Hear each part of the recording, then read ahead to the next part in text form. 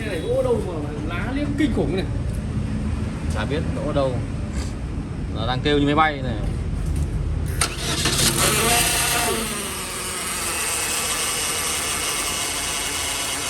Ra phát rồi nào.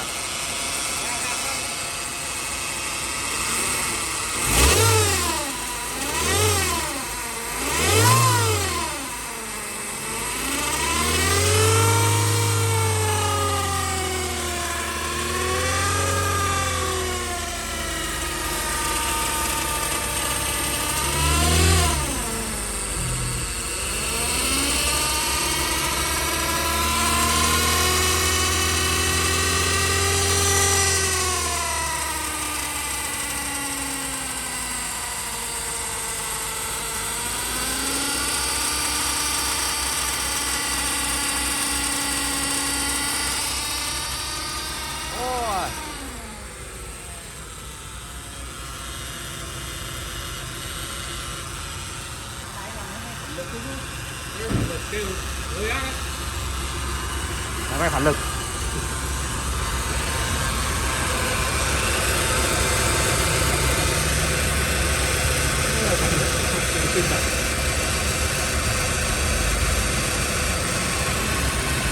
Bổ máy.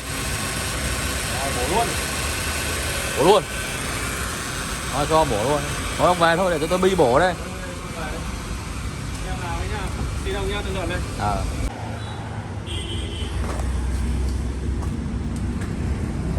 Con này phân la khả năng rách chứ sao. Chạy dầu ướt hết cả một hộp số.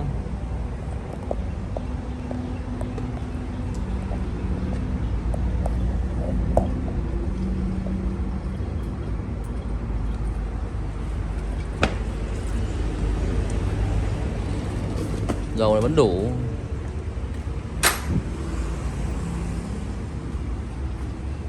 Dầu vẫn đủ. Thương lái trông mới thế nhỉ, như kiểu thương lái mới thay. Thương lái này chắc mới thay.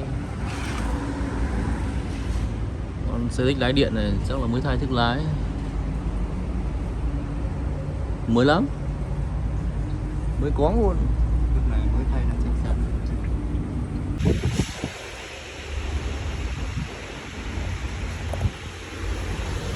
Sáu ốc gãy một. Thịt keo vào đây. Ê nhạc. 1, 2, 3, 4, 5. 5 anh em.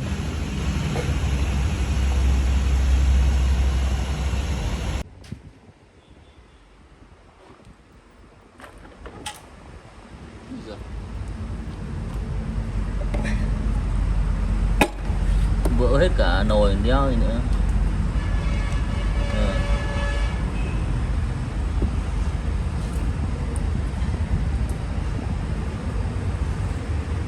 Mảnh này là vỡ ở đâu ra đây này? Ở đây. Góc này.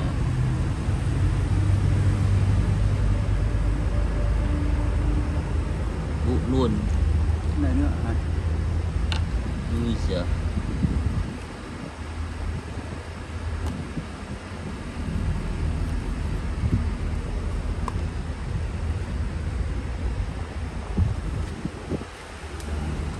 Run máy bay phản lực.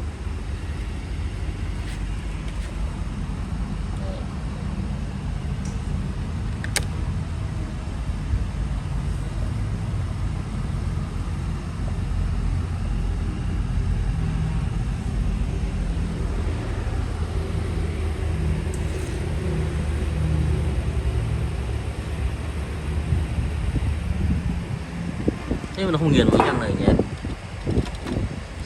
Xích trùng nhỉ.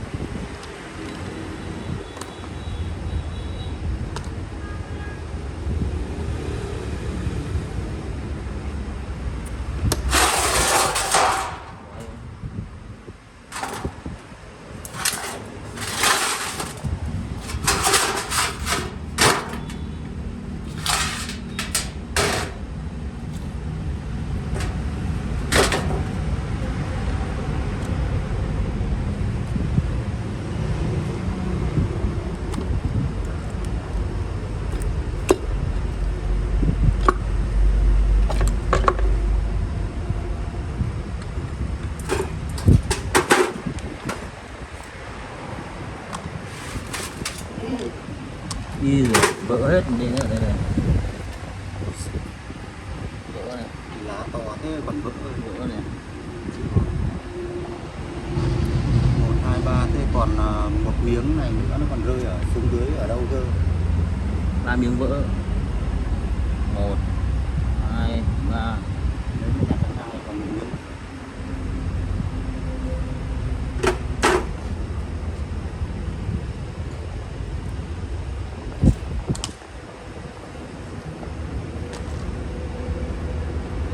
Sao cái này nó lại vỡ được nhỉ?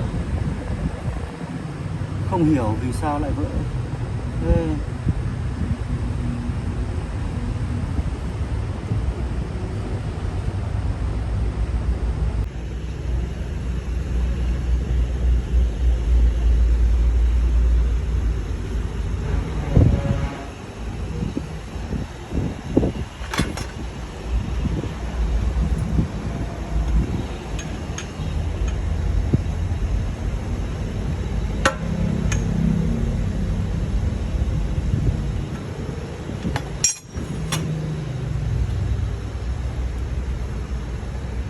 đấy bơm vào đấy.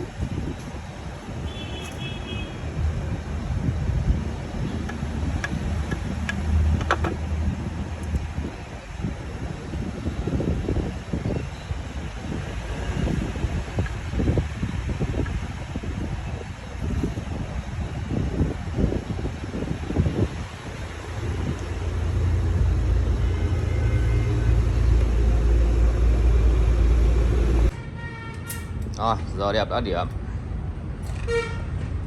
Bây giờ là 7:30. Thế đúng chị sai đấy. Chị biết là trời tối rồi đúng không?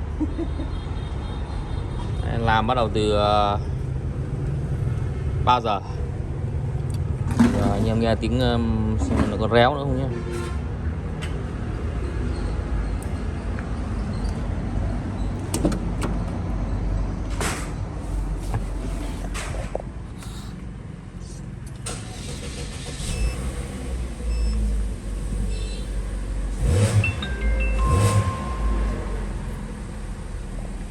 Đấy, từ một đống hỗn độn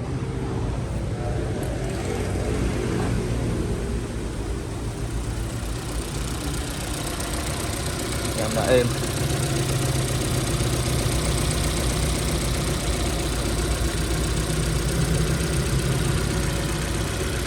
Đây là động cơ 1.8 nên nó không có bơm trợ lực ở đây, bình dầu không có, thực lại như này.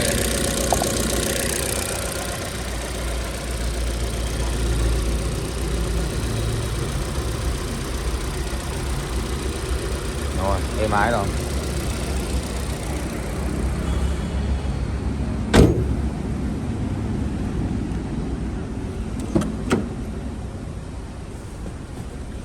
Cốt 68.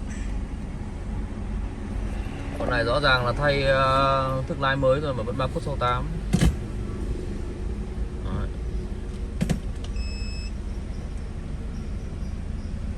Chạy rồi nhá.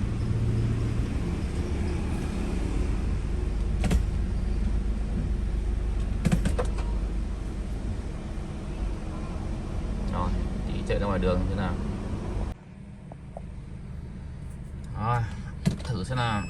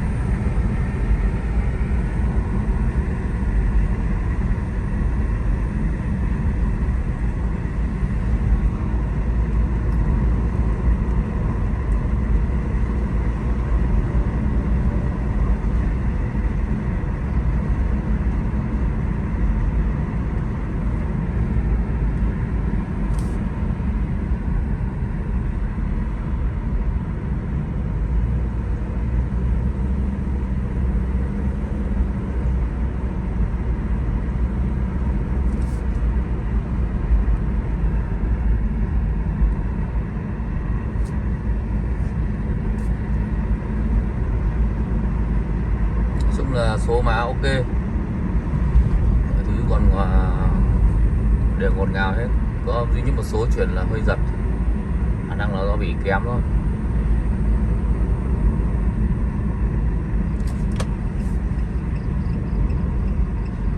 Vì con này là bị theo xe 12-13 năm rồi, hơi giật nhẹ, gọn nhẹ.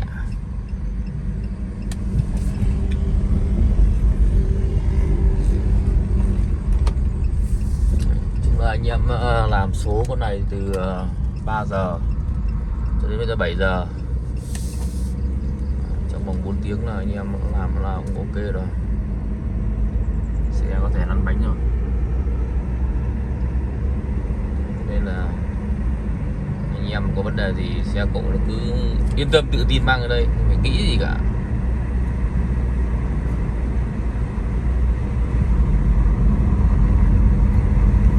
Chạy đến đây xem là đủ 6 số chưa.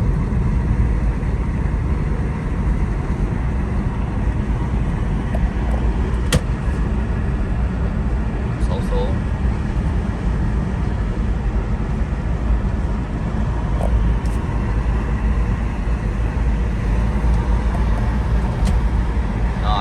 kết thúc video ở đây. Chào tất cả mọi người, hẹn gặp lại nhá.